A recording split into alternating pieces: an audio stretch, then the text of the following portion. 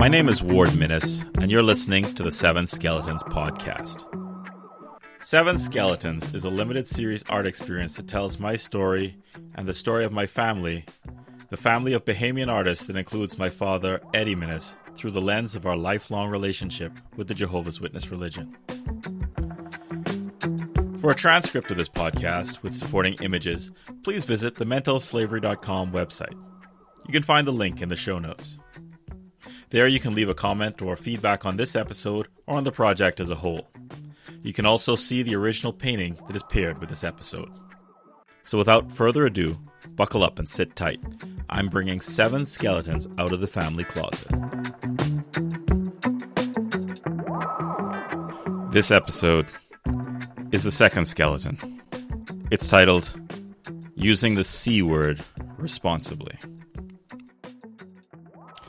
You can be prepared for something, but that does not make the pain of it any less. Sarah Kendzior. I'm not calling Jehovah's Witnesses a cult for the shock value. It's just that the popular idea of what a cult is, and a huge chunk of the negative vibes that come along with that, is the best way to describe them. I could go about proving they're a cult a bunch of different ways. I could go the academic route and talk about the bite model and discuss high-control religions who like to make end-of-the-world prophecies. I could discuss totalitarianism and how that manifests in religious structures. I could cite experts and other former members and really get into the nitty-gritty and get all technical and jargony. But I won't do any of that. I'm just going to tell you what happened to me. 1. The life of a Jehovah's Witness begins only after they get baptized. In the Ting and Ting documentary, my sister Nicole says that she got baptized when she was 15. Totally her decision, she says. I got baptized when I was 12. This is a big deal because before you get baptized, you're not a real Jehovah's Witness.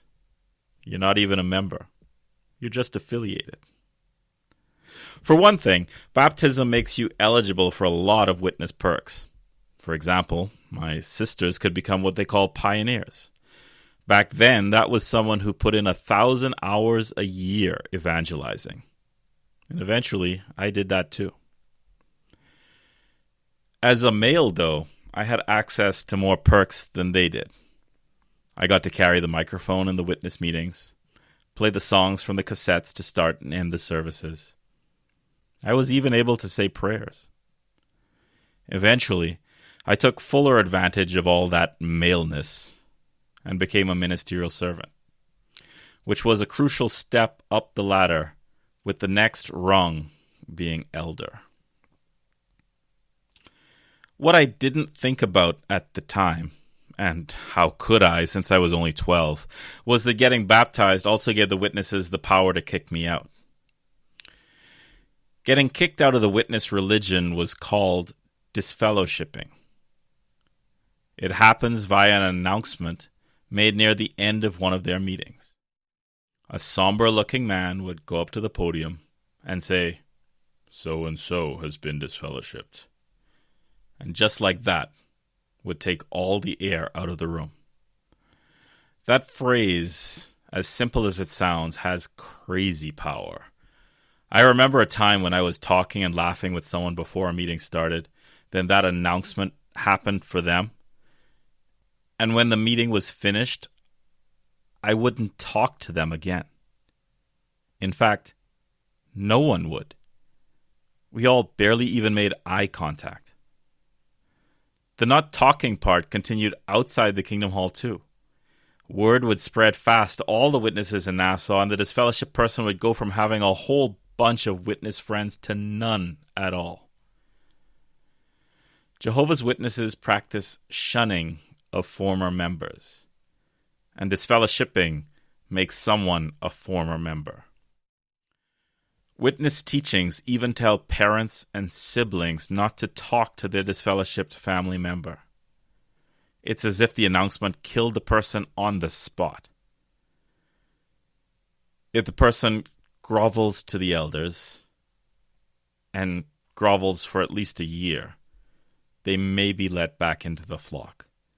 But that reunion comes only after they had walked in the wilderness alone for what to them would have felt like an eternity. 2. The most popular reason why people get disfellowshipped is probably for sex. Having an affair with the wrong person, like an unbeliever, or someone you're not married to, or both. Being gay. You could even get disfellowshipped for smoking. I got disfellowshipped because I stopped believing. Before my crisis of conscience, I was one of the witnesses' rising stars. My dream was to go off to one of their missionary schools for single men. I was so serious I took a month off work with no pay to go convert people on another island. I was such a true believer that at one point I didn't think my dad was witness enough. Because I pushed the limits, though, I started to see the gaps. The Watchtower said that if I did everything they told me to, that I would be happy. I found out 2 things. It wasn't humanly possible to do everything they demanded, and no matter how much I did, I was never any happier. In fact, it was usually the opposite. The more I did, the more useless and miserable I felt. I found out that the truth was the furthest thing from that, and I reached for the exit.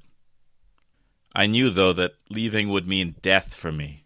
I knew that once they read that announcement, I would be cut off from friends, family, my parents, my sisters. I knew that I might never talk to any of them again, and I would lose the only life that I had ever known. Many witnesses come to the same conclusions that I did, but not everyone is prepared to make that total sacrifice. A lot of people just fade. They quiet quit. They knock on less doors. They lead a double life. I've talked to a few of those people over the years. They reach out in secret as if we live in Cold War era Russia and they are avoiding the KGB. As long as they don't get caught, the theory goes, they get to keep their family and friends and don't become total outcasts. And believe me, in the witness world, the elders are the KGB. I never had the ability to lead a double life, though. I'm just not cut out for that. It was always all or nothing for me. So when the elders came looking for me, I was ready. There was one time I had 5 of them to me one, and I shot them down with their own Bible. That's when they knew I was dangerous.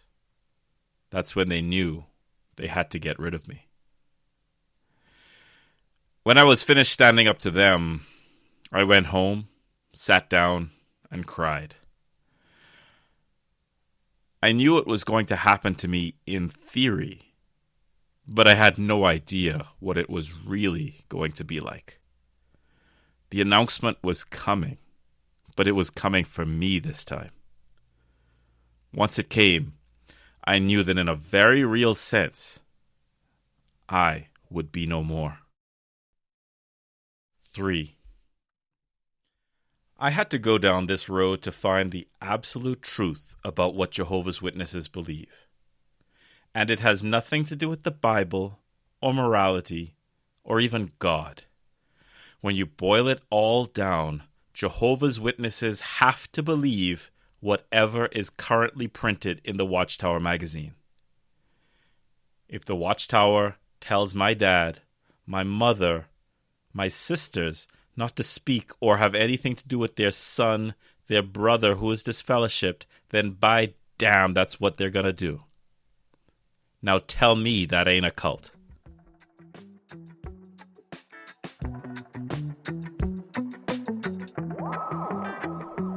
Thanks for listening to this episode of the 7 Skeletons podcast. Leaving the Jehovah's Witnesses brings heavy consequences and a whole new life.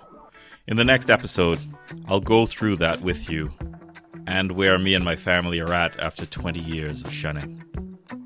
The episode is titled, My Life as a Ghost.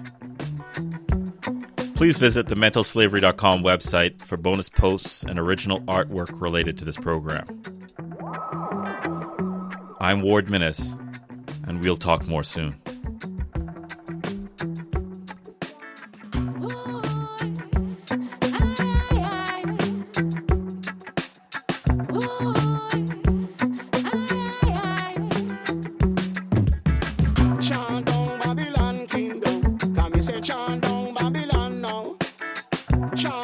Wicked man kingdom, chant down Babylon now. Who are they man, puppet and some parasite?